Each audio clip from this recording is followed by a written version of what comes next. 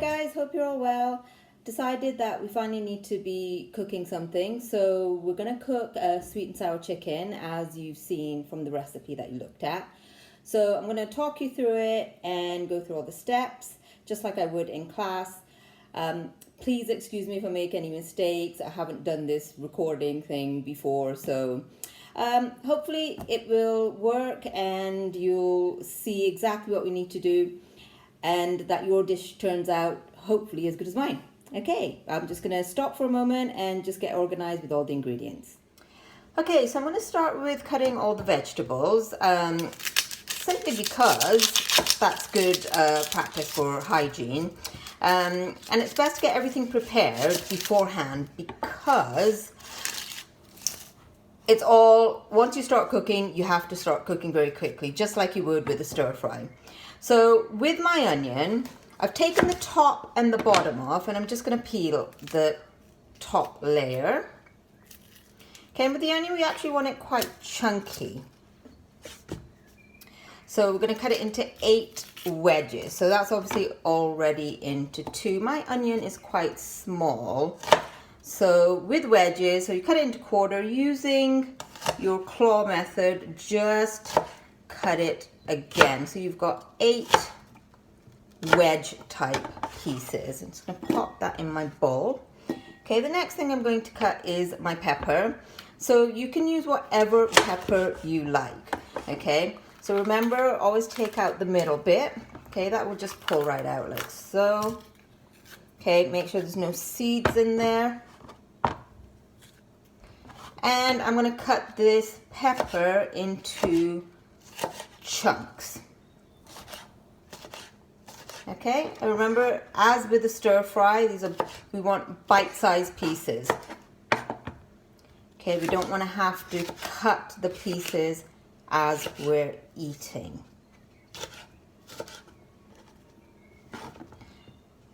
Okay, and you can use whatever color pepper you like. And again, that's all going to go into my bowl with my onion. Now for my carrot. I've already peeled it. Okay, so I'm just going to take the top and bottom off. I'm going to cut this one into thirds and I'm going to cut it into matchstick type pieces. Okay, watch your fingers. So use the bridge method. Okay, so in half and then into pieces. Remember when we did our knife skills lesson and we did the matchsticks, otherwise known as julienne. Okay, so thinnish pieces because carrot takes a bit of time to cook, so we want it to be able to cook quite quickly. Again, that goes in my bowl as well. So now I'm going to prepare my garlic and ginger. So I'll just peel the garlic. Okay, this is quite a big garlic clove as you can see. And then my ginger, just grab a spoon. And I'm just gonna peel the ginger with my spoon. Okay, just the side of a spoon. If you don't have fresh ginger, then you could use powdered ginger if you have it. If you don't have any ginger at all, then don't worry. You could always add some more garlic if you wanted, if you want a bit more flavor.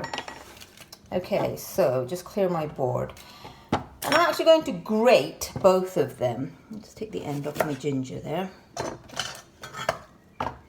Okay, you could use a crusher for the garlic, but as I've got my grater out, I'm actually just going to grate it. Okay.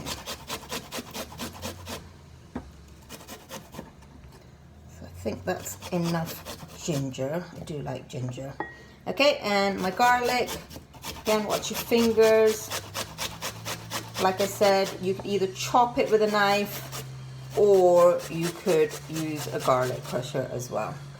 Okay, and make sure you get all those extra bits. Okay, so next thing I'm going to do is just add all this ginger and garlic into my bowl with everything else. Okay. So the next thing I'm going to do is actually drain my pineapple, but I've done that already. So from my tin of pineapple, I drained the juice into a measuring jug, and it's come up to about 100 milliliters. I want to make this to 300, so I'm just going to add some cold water into this. Okay, and I've got 300 ml now. I'm just going to put that aside because I don't need it just yet. Next thing I'm going to do is cut my chicken. Pineapple's already cut, but if you've got rings, then obviously you will need to cut them into pieces. Now with my chicken, I'm going to use the same board because I'm now not going to be cutting anything else on this board. I, like you, probably don't have a red chopping board. I don't have all the different colors. Now we want bite-sized pieces again. Okay, so not too big, not too small, but pieces that you can eat in one bite. Okay. And I'm using 2 chicken breasts. I've already cut my other one up because I figured you probably didn't want to watch me cutting chicken the whole time. Okay, I'm just going to pause, wash my hands, and then come back for the cooking. Okay, so I've started cooking the chicken, as you can see. I actually heated the wok up on a high heat, and I put in my oil and let that heat up. When you put the chicken in, make sure you're really careful because otherwise the oil will spit. So just add it in gently. Now you want to keep frying the chicken until it's pretty much cooked. Okay, so obviously it needs to be completely white on the outside. It is going to simmer for a little bit later on, so it will have some more cooking time as well. Okay, so to this I'm now going to add all my vegetables and my garlic and ginger. So just add all that in. Okay, let's give it a stir. Now if it's burning at all, or you feel like it's burning, just make sure you just turn the heat down a little bit. Okay. Now to this I'm going to add my 5 spice. Okay.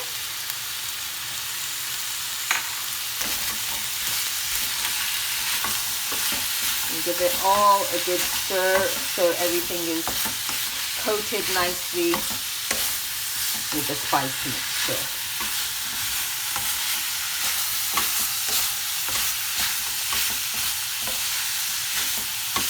Okay, so this process has taken a good 5 to 10 minutes. It really depends on how big your chicken pieces are. And obviously, if they're smaller than this, then it would take more like 5 minutes. But the main thing is you want to make sure that your chicken is almost cooked. So what I'm going to do now is actually just turn the heat off for the moment, because I'm going to now focus on the sauce. Okay? So what I'm going to do, I've just got a bowl here, and I'm going to add the corn flour. Okay, so add all of the corn flour.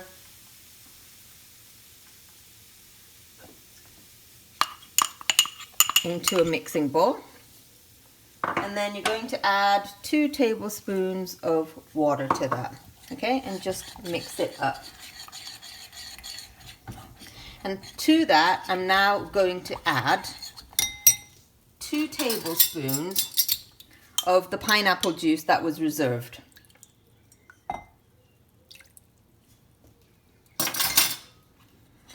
Okay, now remember what the corn flour does is actually thicken the mixture. So it's going to gelatinize when it heats up.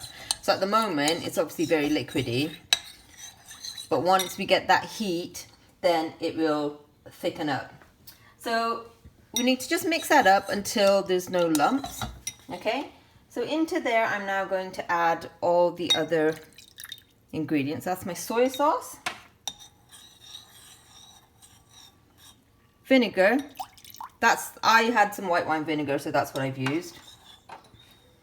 Some ketchup, or you can use tomato puree.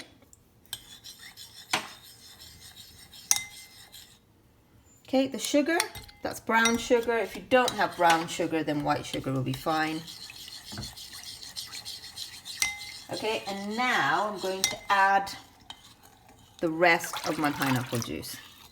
Okay, so there is quite a bit here, but it will thicken up and you'll have a really nice sauce. Okay, so now what I'm going to do is put the cooker back on.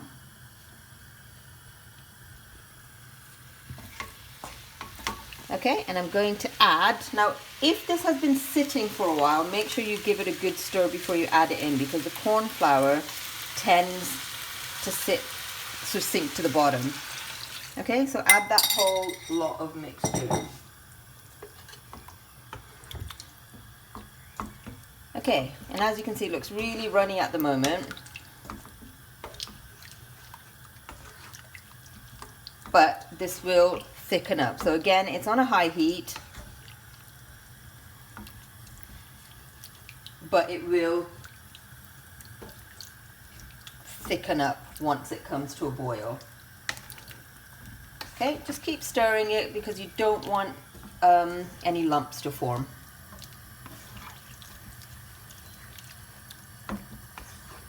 Okay, and it will take a little bit of time. Now, you can chop and change your vegetables. You can add some sugar snap peas if you wanted, some baby corn. You don't have to use these vegetables. Just use whatever you have or whatever you prefer. You can also change the chicken. You can use any sort of meat you want. Pork would work quite nicely. Or if you're vegetarian or prefer a vegetarian option, then corn pieces work really well with sweet and sour.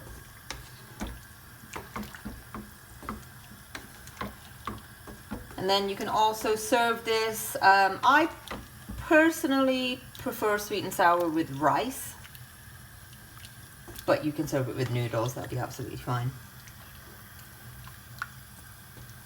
Okay, so you can see it's steaming up, it's starting to heat up nicely, and I can actually start to feel it starting to thicken.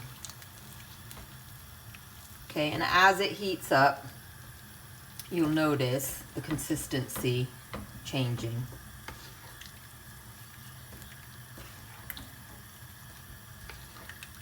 Okay, so you can see starting to thicken up. Now, if you didn't want so much sauce, you could just add less liquid to it. But you've got the sweetness from your pineapple juice. Obviously, there's a bit of sugar in here. And then your sourness, again, some from the pineapple juice, also from the vinegar. So you can see that is definitely thickening up. Okay, so what I'm going to do is just turn it down to a low heat so it can simmer. I'm going to add some pineapple. Okay, I'm not going to add too much because, as a lot of you know, I'm not a big fan of pineapple on pizza. I'm not a big fan of pineapple in my food, in my savory food anyways. But I'm going to put a bit in because that's what a sweet and sour should be. And I'll just give the pineapples to my son. And I'll just eat the rest of the pineapple on its own. Right, so this is now going to simmer for about 10 minutes. Just as I said, make sure that the chicken is thoroughly cooked. Remember, if you do want to check it, you can just take out a piece and cut it. Okay, and just make sure it is white inside, which this is, but I am going to let it simmer because I want those vegetables to cook a little bit longer as well. Okay, so I'm going to leave it there. Hopefully you'll get to have a go And like I said, send me some photos or a video of you making it. That'd be great. And good luck. See you soon.